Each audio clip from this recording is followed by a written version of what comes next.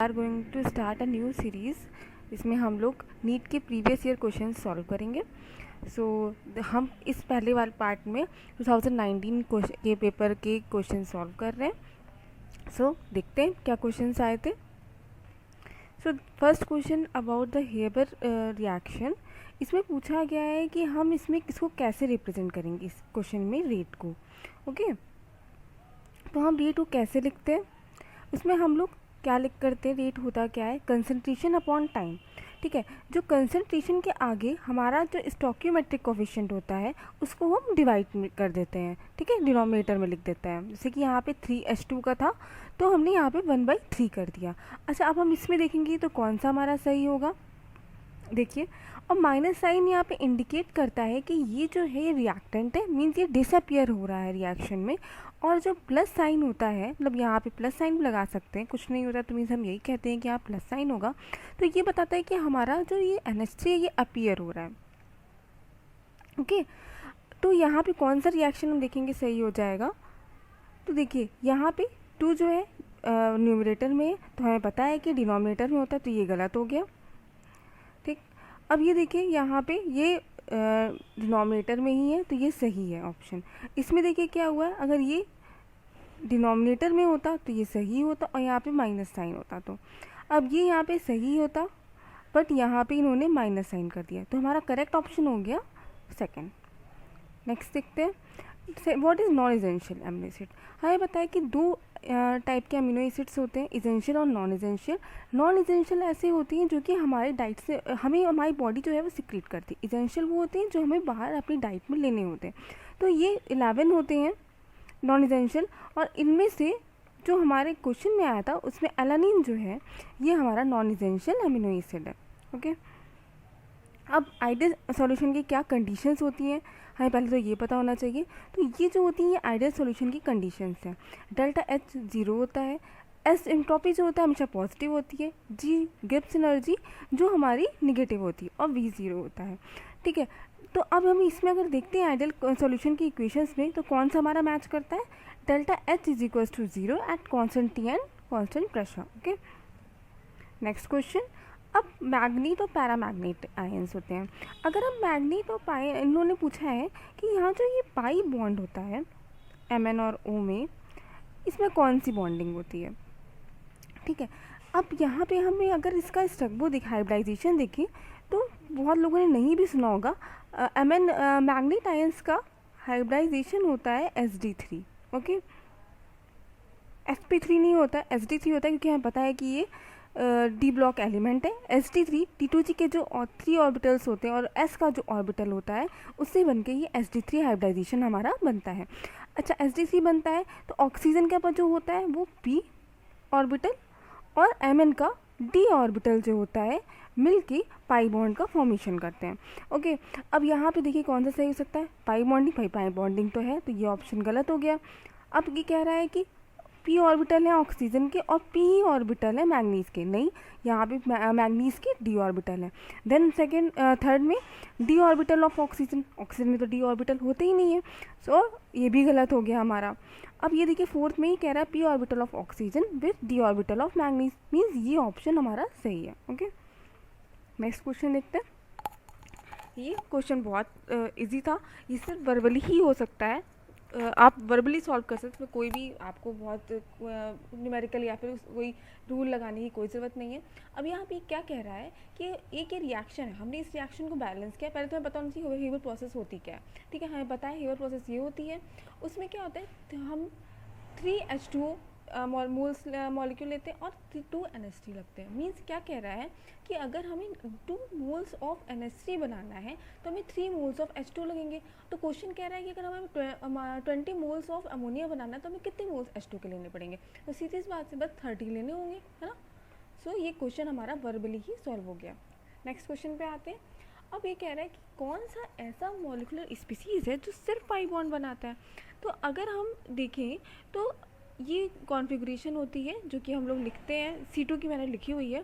देखिए C2 में क्या हुआ, ये हमारे 4 जो हैं इसमें क्या होता है, अगर कोई भी सब शेल में अगर बॉन्डिंग और एंटी बॉन्डिंग में सेम नंबर ऑफ इलेक्ट्रॉन्स आ रहे हैं तो वो बॉन्ड फॉर्मेशन में नहीं पार्टिसिपेट करता है।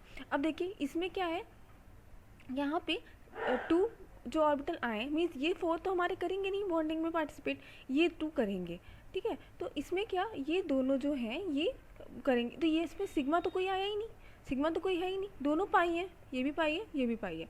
तो मीन्स C2 में जो हमारे 2 पाई बॉन्ड होंगे, ये जो पाई बॉन्ड होंगे C2 के, ये दोनों ही पाई होंगे, इसमें सिग्मा कोई नहीं होगा।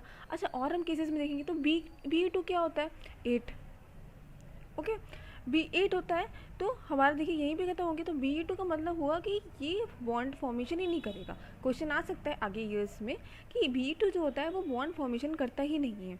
N2 में क्या होता है, इसका क्या होता है 14 हो जाएगा, 14 जब हो जाएगा तो यहाँ पे सिग्मा 2px आ जाएगा, ठीक है। तो इसके पास भी 2 होंगे तो ये सिग्मा बॉन्ड बनाएगा। अच्छा O2 में क्या होगा, यहाँ 16 हो जाएंगे, 16 हो जाएंगे तो ये यहाँ पे आ जाएगा। आपको पता होगा 14 अबव वाली जो होती है कॉन्फ़िगरेशन चेंज हो जाती है, तो भी यहाँ पे सिग्मा आ जाएगा। तो हमारा जो सिग्मा बॉन्ड होगा यहाँ फॉर्म होगा। मीन्स हम कह सकते हैं कि N2 में 1 सिग्मा प्लस 2 पाई होंगे,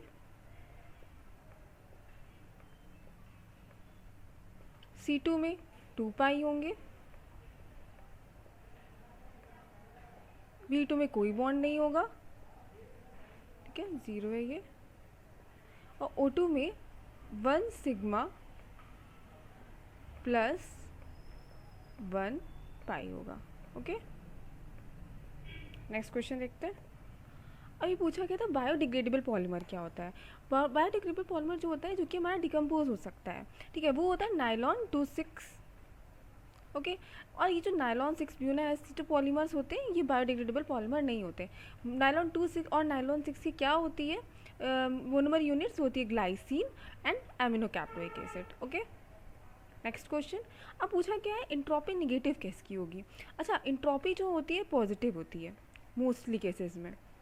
तो क्या होता है इंट्रोपी पॉजिटिव होने का मतलब क्या हुआ कि जो हम एक किसी प्रोसेस से जा रहे हैं, मान लीजिए ए और बी कोई प्रोसेस थी हमारी, हम ए से बी गए तो यहाँ पे रैंडमनेस बढ़ गई, मीन्स मॉलिक्यूल्स मूव ईजिली करने लगे। तो जैसे हम एक एग्जांपल ले सकते हैं कि कोई सॉलिड था, सॉलिड से कोई गैस बन गया, जैसे आइस था उसमें वाटर स्टीम में कन्वर्ट हो गया, ओके, वो इवेपोरेट हो गया पानी कह सकते हैं।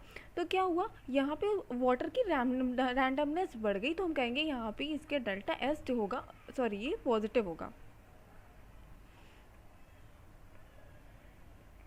ठीक है, ये होगा पॉजिटिव, 0 नहीं होगा पॉजिटिव होगा, ठीक है। तो इसकी पॉजिटिव हो जाती है, मतलब जो हमारे ऑप्शन में तो नेगेटिव पर यहाँ पे गिवन है। तो मीन्स हमें ऐसे देखना है कि जो किसी भी जो हमारा जो प्रोसेस हो रहा है उसमें उसकी रैंडमनेस कम हो जा रही है। तो हम देखते हैं कि क्या हमारे में गिवन है। अब ये गिवन है कि expansion of gas at constant. अच्छा एक्सपेंशन हो रहा है यहाँ पे, ठीक है, मीन्स हमारे पास 2 कंटेनर हैं, हम समझ सकते हैं। इसमें एक में हमारे पास ये कंडीशन है एंड एक में ये है, ठीक है। जो ये दोनों कंटेनर इक्वल विथ के हैं, ओके। यहाँ पे हमारे पास गैस मॉलिक्यूल्स थे, ओके, पर यहाँ पे हमारा एक्सपैंड हो गया। तो एक्सपैंड हो गया तो क्या हुआ, अब इसकी रैंडमनेस बढ़ गई ना, तो ये ऑप्शन तो नहीं हो सकता है, ओके। अब sublimation of solid to gas, अभी मैंने बताया अगर यहाँ पॉजिटिव होता तब तो ये आंसर सही होता, पर यहाँ पे निगेटिव है, तो हमें ऐसा देखना है जिसमें रैंडमनेस कम हो जाए। पर यहाँ तो क्या हो रहा है, यहाँ तो रैंडमनेस बढ़ रही है, ओके, तो ये ऑप्शन नहीं होगा। अच्छा अब यहाँ पे क्या है 2H से यहाँ H2 बन रहा है। अब देखिए यहाँ पे क्या है, तो हमारे पास 2H थे, अलग अलग 2H थे, ओके, और हमने क्या बना दिया, यहाँ पे H2 बना दिया, मीन्स 2 अलग अलग एटम्स को हमने कंबाइन कर दिया। तो मीन्स यहाँ पे रैंडमनेस कम हो जाएगी, तो यहाँ पे डेल्टा एस निगेटिव होगा, okay. Evaporation of water, evaporation of water का मैंने एग्जांपल बताया कि सॉलिड से गैस में हो रहा है कन्वर्ट, तो वो इसका डेल्टा एस हमेशा पॉजिटिव आएगा, तो ये भी ऑप्शन गलत हो गया हमारा। ओके, नेक्स्ट क्वेश्चन देखते हैं। अब यहाँ पे हमें दिए हैं ऑर्बिटल्स दिए हैं, इसमें बताया गया है, पूछा गया है कि इनकी एनर्जी का ऑर्डर क्या होगा डिक्रीजिंग में। ठीक, हमें दो रूल होते हैं हमारे पास, n प्लस एन प्लस एक और होता है एन रूल भी होता है। ठीक है, पहले n प्लस रूल हम n प्लस रूल लगाते हैं। तो n प्लस रूल क्या होता है, n जो होता है वो हमारा प्रिंसिपल क्वांटम नंबर होता है, l जो होता है एजीमुथल क्वांटम नंबर होता है। तो एजीमुथल क्या होता है SPDF के लिए, अगर हम SPDF लिखते हैं तो एजीमुथल क्या होता है, S होगा 0, then P1, then D is equals to 2, F is equals to 3। ठीक है, अगर ये हमने लिखा है L की वैल्यूज़ के लिए, ये L की वैल्यूज़ के लिए। ठीक है, हमने 4D पे लगाया, then 4 plus 2 is equal 6, 5B, 5 plus 1 हो जाएगा, देन 6, फिर 5 प्लस 3 F है तो यहाँ पे 3 हो जाएगा, 6B, 6 प्लस 1 7 हो जाएगा। तो एनर्जी कैसे हम करते हैं, जितनी ज़्यादा वैल्यू n प्लस एल की आती है, हाँ, उतनी ही ज़्यादा एनर्जी होती है उसकी। ओके, ठीक है। अब अच्छा, अब यहाँ पे देखिए, यहाँ पे सबसे ज़्यादा किसकी, 8 की, तो सबसे ज़्यादा 5F हो गया, फिर हुआ 7, 6P, देन 6P हो गया। अब देखिए ये इन दोनों के तो सेम आ गई, अब इन दोनों में कैसे हम डिस्ट्रीब्यूट करेंगे, क्या है, तो उसके लिए हम लगाते हैं N rule. Okay, N rule में क्या होता है, जिसका प्रिंसिपल क्वांटम नंबर ज़्यादा होता है उसकी एनर्जी भी ज़्यादा होती है। मीन्स यहाँ पे 5P की एनर्जी हमारी 4D से ज़्यादा हो जाएगी। ओके, क्लियर हो गया। देन अब ग्रीन हाउस गैसेस क्या होती हैं, ग्रीन हाउस गैसेस मेनली 4 होती हैं। कौन कौन सी होती हैं, मीथेन होती है, सल्फर डाइऑक्साइड होती है, नाइट्रस ऑक्साइड होती है, और हमारी कार्बन डाइऑक्साइड होती है। ठीक है, अब यहाँ पे हमारे sorry it's not sulphur dioxide, it's ozone, and sulphur dioxide is not a green house gas, so the correct option is sulphur dioxide. Okay, इसमें क्या पूछा गया है नेक्स्ट क्वेश्चन में हमारे, कि कौन सी स्पीसीज ऐसी है जो कि स्टेबल नहीं है, नॉट स्टेबल। ओके, अब इसमें कौन सी स्पीसीज है जो स्टेबल नहीं है। अब देखिए Cl6 में क्या होता है, 2- में क्या होता है कि जो Cl है वो Si से बहुत बड़ा होता है। ठीक है, जो यहाँ Cl लगते हैं हमारे,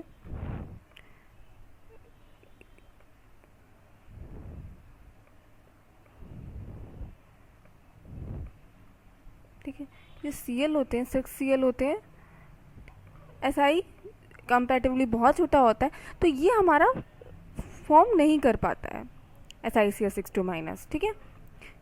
पर हम ये कहेंगे कि GeCl6 में तो हमारा फॉर्म कर जाता है। क्यों, क्योंकि हमारा जो Si होता है ये छोटा होता है, Ge जो होता है वो कंपैरेटिवली Si से बड़ा होता है, इसलिए GeCl6 फॉर्म होता है। ओके, SiF6 फॉर्म होता है क्योंकि वो उन दोनों का साइज ऑलमोस्ट सिमिलर हो जाता है। ओके, अब नेक्स्ट क्वेश्चन है कि हमें सिग्मा एंड पाई बॉन्ड्स इसमें सॉल्व करने हैं किस मॉलिक्यूल में, पेंटूइन-4-आइन। तो सबसे पहले तो हम इसका स्ट्रक्चर बनाएंगे जो मैंने यहाँ ड्रॉ कर रखा है। अब इसमें क्या है, हमने इसको स्ट्रक्चर बना लिया, ठीक है, सारी वैलेंसी सेटिस्फाई करेंगे उसमें, फिर उसके बाद देखेंगे कि कौन सा बॉन्ड बना है। ठीक है, अब हमने यहाँ CH3, CH, CH, then C triple bond, then CH। Okay, अब इसमें हम कैसे फाइंड करेंगे, CH जो बॉन्ड होता है वो हमेशा सिग्मा होता है, C के बीच में नॉर्मली एक्सेप्शनल केस को छोड़ के C2 में हमें जैसे हमने देखा था उसमें ये दोनों पाई होते हैं, पर यहाँ पे ऐसा नहीं होता है केस। ठीक है, यहाँ पे इनऑर्गेनिक में देखते हैं, ऑर्गेनिक मॉलिक्यूल से मोस्टली जो पहला बॉन्ड बनता है वो सिग्मा ही होता है। अच्छा, यहाँ पे रह गया ये भी, ये पाई बॉन्ड है, ओके, एंड ये सिग्मा बॉन्ड है। तो हम ये काउंट कर लेंगे कितने, अब यहाँ कितने सिग्मा बॉन्ड्स आ रहे हैं, 1 2 3 4 5 6 7 8 9 एंड एक कहीं मिस हो गया है, और हाँ ये वाला, ठीक है 10। तो 10 हमारे सिग्मा बॉन्ड्स हो जाएंगे, एंड पाई बॉन्ड्स कितने हो जाएंगे, 3। कैसे, एक ये वाला CC के बीच में, और यहाँ पे एक ये पाई बॉन्ड और एक ये पाई बॉन्ड। ट्रिपल बॉन्ड में हमेशा 2 पाई बॉन्ड होते हैं। Okay, clear. देन ये हमारा क्वेश्चन काइनेटिक्स का है। काइनेटिक्स में हमारे फर्स्ट ऑर्डर रिएक्शन दिया गया है, उसमें कि 99% कंप्लीट हो गया है। तो हमारी फर्स्ट ऑर्डर हीट जो इक्वेशन होती है वो ये होती है, ठीक है। इसमें अब 99% कंप्लीट हो गया है, तो हमारा हम क्या करेंगे, 100/100 माइनस 99 कर देंगे। उसके बाद हम यहाँ वैल्यू पुट करेंगे, log 10 की पावर 2 हो जाएगा। तो हमें पता है कि अगर पावर में होता है तो log के आ जाता है, उसके पहले आ जाता है, ठीक है, log से। तो यहाँ पे क्या हो जाएगा, log 10 की वैल्यू होती है 1 और log यहाँ पे 2 बचेगा। देन हमारी जो वैल्यू आ जाएगी ये आ जाएगी 4.606 के। तो हमारा ऑप्शन सेकंड सही हो जाएगा। ओके, ठीक है। अब पूछा गया है ये जो सीरीज ऑफ ट्रांजिशन होते हैं हाइड्रोजन एटम स्पेक्ट्रम में, वो कौन सा विजिबल रीजन में फॉल करता है। ओके, अब विजिबल क्या कौन कौन से, लाइमन, बामर, पास्चन, ब्रैकेट, फुन, ठीक है, ये होते हैं हमारे। तो जो इसमें लाइमन होता है ना, ये होता है यूवी में, ठीक है, बामर विजिबल में, देन जो होते हैं ये आईआर में। ओके, तो हमें क्या पता चला कि जो हमारा बामर है वो करेक्ट आंसर है, और जो ये बामर जो सीरीज होती है वो विजुअल में करती है fall only for hydrogen atoms. Okay, अब यहाँ पूछा गया maximum boiling azeotropes. Maximum boiling azeotrope मतलब जिनका जो निगेटिव डेविएशन शो करते हैं, ठीक है, हमें पता है जो निगेटिव डेविएशन शो करते हैं, ठीक है, नेगेटिव डेविएशन शो करते हैं ये। अच्छा, नेगेटिव डेविएशन कौन से मॉलिक्यूल शो करते हैं, वो मॉलिक्यूल शो करते हैं जो जिनके बीच में, ठीक है, जो रिएक्टेंट्स होते हैं जिनके बीच में कोई इंटरेक्शन होता है, ठीक है। अब देखिए इनमें से ना वाटर एंड नाइट्रिक एसिड हमें दिख रहा है, इनके बीच में हाइड्रोजन बॉन्डिंग होगी। ओके, हाइड्रोजन बॉन्डिंग होगी, एच बॉन्ड फॉर्मेशन करेंगे ये, तो ये हो जाएंगे हमारे maximum boiling azeotropes. Okay, this fourth option will be correct, ठीक है। अब पूछा गया एम्फोटेरिक हाइड्रोक्साइड। मेनली दो टाइप के हाइड्रोक्साइड्स होते हैं, कौन कौन से, पहला होता है हमारा बेसिक,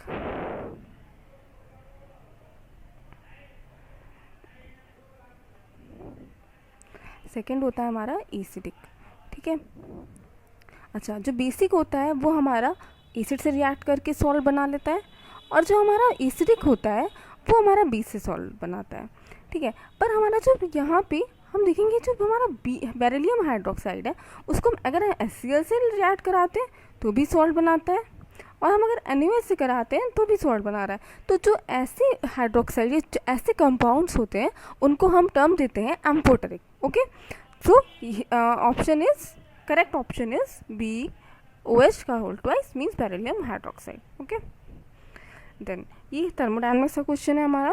इसमें क्या कहा गया है कि कोई भी गैस है जो कि एक्सपेंड कर रही है 0.1 से 0.25 से against a constant in external pressure, means यहाँ पे वर्क डन जो हो रहा है वो इरिवर्सिबल हो रहा है। इरिवर्सिबल वर्क डन का क्या हमारे पास फॉर्मूला होता है, दिस वन। ओके, सिंपल, हमें यहाँ पे वैल्यू पुट करनी है, पी एक्सटर्नल की हमारे पास दी गई है 2 बार, एंड डेल्टा वी जो हमें 0.25 से 0.1 में माइनस करके निकालना है। देन हमारा ऑप्शन आ जाएगा -30 जूल। ओके,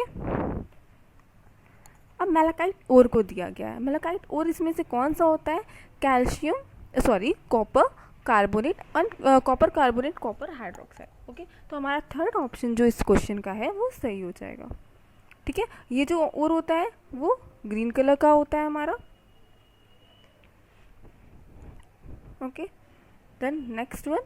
अब इसमें पूछा गया है जो एटीपी में एटीपी से एडीपी बनता है, मीन्स वहाँ पे फॉस्फेट ट्रांसफ़र होता है, वहाँ पे हमारा कौन सा मेटल इन्वॉल्व होता है, कौन सा एल्कलाइन अर्थ मेटल इन्वॉल्व होता है, ठीक है। तो वो जो मेटल होता है वो होता है हमारा मैग्नीशियम। ओके, इट्स मैग्नीशियम, ठीक है। तो correct answer will be magnesium. अब यहाँ पूछा गया थर्मल स्टेबिलिटी। थर्मल स्टेबिलिटी जो होती है वो बॉन्ड स्ट्रेंथ की इन्वर्सली प्रोपोर्शनल होती है, ठीक है।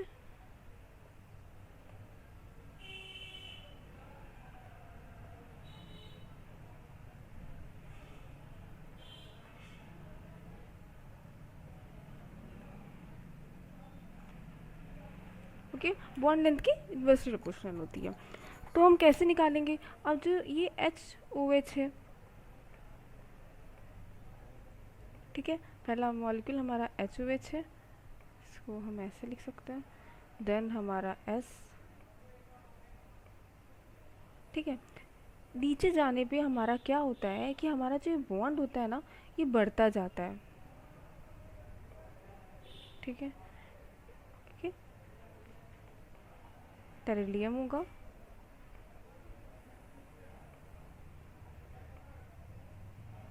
एंड पोलोनियम, ठीक है। हम यहाँ देख सकते हैं कि हमारा जो बॉन्ड है वो बढ़ रहा है नीचे जाने पे, ठीक है। डाउन द ग्रुप हमारी थर्मोस्टेबिलिटी क्या होगी, फिर हमारी जो डिक्रीज करेगी। अगर बॉन्ड लेंथ बढ़ेगा तो हमारी थर्मल स्टेबिलिटी डिक्रीज करेगी। तो क्या ऑर्डर हो जाएगा? सबसे ज़्यादा स्टेबल कौन सा हो जाएगा? H2 हो जाएगा, क्योंकि यहाँ पे बॉन्ड लेंथ इसकी सबसे कम होगी, कंपैरेटिवली कम होगी। ओके, तो हमारा ऑप्शन कौन सा सही हो जा रहा है? यहाँ पे सेकेंड ऑप्शन हमारा सही हो जाएगा। क्लियर? अब यहाँ पूछा गया है फर्स्ट आयनाइजेशन एंथैल्पी का क्या यहाँ पे सीक्वेंस होगा, ठीक है। अच्छा, तो हमारा क्या, हम जब लिखते हैं तो पहला क्या आता है? Li, lithium, then beryllium, okay, फिर आता है boron, carbon, nitrogen, oxygen, fluorine and then neon. अब इसमें क्या होता है, हम जा रहे हैं पीरियड में जा रहे हैं। पीरियड में अगर हम लेफ़्ट टू राइट जाते हैं, ठीक है, अगर हम पीरियड में लेफ़्ट टू राइट जाते हैं तो हमारा जो इसमें एटॉमिक साइज़ है वो डिक्रीज़ करता है, हमारी आयनाइजेशन एंथैल्पी भी डिक्रीज़ करती है। ओके, ठीक है, तो हमारे ये होना चाहिए। पर यहाँ बीच में क्या होता है ना, यहाँ पे कुछ वो होते हैं, डेविएशंस होते हैं। कैसे होते हैं? अगर स्टेबल कोई होता है कॉन्फ़िगरेशन, उसका जो निकालना होता है हमारा ज़्यादा टफ हो जाता है, ठीक है। तो हमारी उसकी जो आयनाइजेशन एंथैल्पी होती है वो इंक्रीज़ कर जाएगी। अच्छा, बी का क्या होगा? 1s2 2s2 होता है B beryllium, sorry for beryllium का। अच्छा, बोरॉन का क्या हो जाएगा? 1s2 then 2s2 and 2p1। Okay, अब यहाँ पे एक हमारा जो है आउट ऑफ मोशन में, तो क्या हो रहा है यहाँ पे, जो BE और B है, बी की प्लेस पे आ जाएगा, और बी ये स्टेबल कॉन्फ़िगरेशन है, तो स्टेबल कॉन्फ़िगरेशन में से इलेक्ट्रॉन निकालना बहुत टफ हो जाता है। इसलिए हमारा जो बेरिलियम है वो हमारा, इसकी आयनाइजेशन एंथैल्पी ज़्यादा हो जाएगी। देन हमारा एक और होता है ऑक्सीजन एंड नाइट्रोजन में। इसमें 2s2 2p3 होता है, जो कि हाफ फिल्ड ऑर्बिटल होता है, वो कि मोस्ट स्टेबल हो जाएगा 2p3, एंड यहाँ पे 2p4 हो जाता है ऑक्सीजन के केस में। तो फिर वही होता है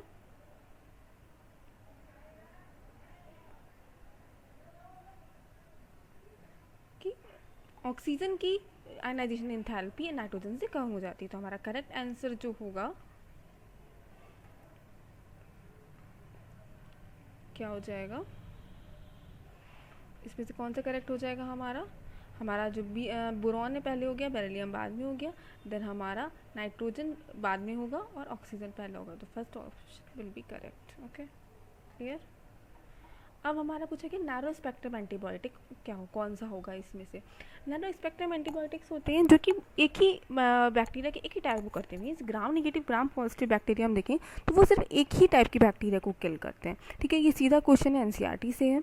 हम उसमें, और दूसरा कौन सा होता है? ब्रॉड स्पेक्ट्रम होते हैं हमारे, ठीक है। ब्रॉड स्पेक्ट्रम में हमारे ये आते हैं, एम्पिसिलिन आता है, एमॉक्सीसाइक्लिन आता है एंड क्लोरमफेनिकॉल आता है। तो मीन्स हमारा जो यहाँ पे नैरो स्पेक्ट्रम जो एंटीबायोटिक है वो पेनिसिलिन जी है, ठीक है। सो this one is for today's session, and more question we will discuss in our next video. So thank you.